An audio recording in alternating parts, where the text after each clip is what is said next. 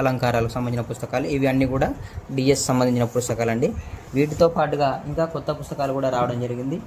మనకు విమర్శకు సంబంధించిన ఒక పుస్తకం తయారు చేయడం జరిగింది ఈ మధ్యలో. అది సాహిత్య విమర్శ, భారతీయ మరియు పాశ్చాత్య సాహిత్య విమర్శ. ఇది విమర్శ కోసం తయారు చేయబడిన పుస్తకము. దీంతో పాటుగా కేవలం ప్రాచీన సాహిత్య చరిత్ర కొరకు ప్రాక్టీస్ బిట్స్ కొరకు తయారు చేయబడిన పుస్తకము బుక్ నెంబర్ 7. ఇది ఓన్లీ ప్రాచీన సాహిత్య చరిత్ర కొరకు తయారు చేయబడిన ప్రాక్టీస్ టెస్ట్ల కోసం తయారు చేయబడిన పుస్తకం అండి. ఇది బుక్ నెంబర్ 7. దీంతో పాటుగా బుక్ నెంబర్ 4 ఇవన్నీ కూడా ప్రీవియస్ పేపర్స్, అంటే జేఎల్ డిఎల్ కానీ తెలుగు ఇక్కడ ఇంతకుముందు జరిగినటువంటి తెలుగు పేపర్స్ అన్నిటికి కూడా, అంటే టీజీటీ కానివ్వండి, పీజీటీ కానివ్వండి, జేఎల్ కానీ, డిఎల్ కానీ, ఇతర పిహెచ్డి ఎంట్రన్స్ టెస్టులు అక్కడ వచ్చినటువంటి ప్రశ్నలన్నింటిని కూడా ఈ బుక్ నెంబర్ 4లో పొందుపరచడం జరిగింది. ఇవన్నీ తర్వాత ఇంకొక ముఖ్యమైన పుస్తకం బుక్ నెంబర్ 6 అండి.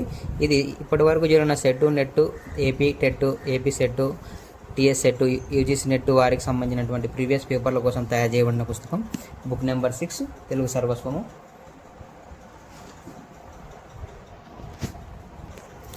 అలాగే వీటితో పాటుగా మీరు ఈ బుక్ కూడా తప్పనిసరిగా తీసుకోండి. ఉంటే గురుకుల మెయిన్స్ తెలుగు భాషా సాహిత్యం, ఇది కూడా మీకు గురుకుల టీజీటీ పీజీటీ అని చాలా ఉపయోగపడుతుంది. స్కూల్ అసిస్టెంట్ తెలుగు వారికి కూడా గురుకుల మెయిన్స్ పుస్తకం. దీంతో పాటుగా మీకు ప్రాక్టీస్ బిట్స్ కొరకు తెలుగు ప్రశ్నోత్తర కౌమిది ఆచార్య బూదాటి వెంకటేశ్వర్లు గారిది ఈ పుస్తకం కూడా ఎంతో ఉపయోగపడుతుంది. దీంతో పాటుగా